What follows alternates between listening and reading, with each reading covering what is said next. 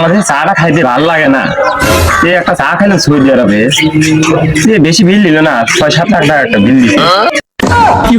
চা খাইতে একটা প্ল্যান করলাম, 10-12টা হেলিকপ্টার কিনে চিন্তা ভাবনা করেছে আমাদের মাদ্রাসার ছাদের উপর না পাইব।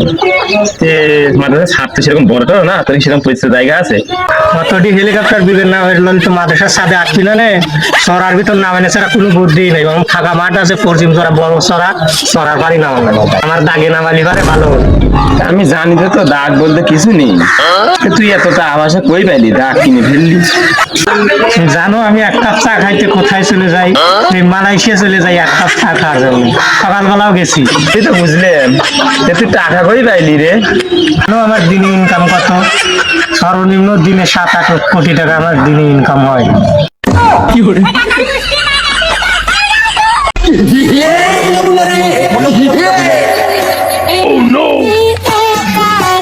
কাকা, শাকিল মিলে তোমার কাছে চাপা দিছে যে প্রতিদিন 10 কোটি টাকা ইনকাম করে।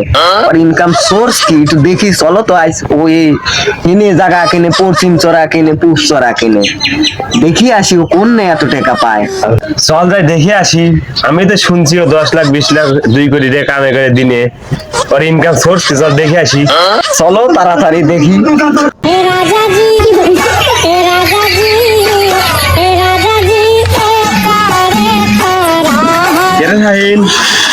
তুই এসব জায়গা কিনিস, জায়গা কিনিস, এত টাকা পয়সা তুই হঠাৎ এখানে ভিক্ষা করতেছিস কেন?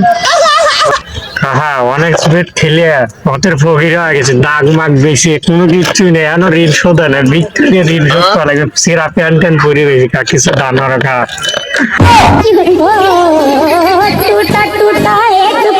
হ্যাঁ, এই অনেক স্পিড খেলে বর্তমান ফকির। যারা অনেক স্পিড খেলে তাদের নিষেধ করে দিস, আমার কত জায়গা জমি দিয়েছে ফকির, আর ঋণ শোধ হয় না খাওয়া। যারা খেলেন তারা বাদ দিয়ে দিন, খেলামেলা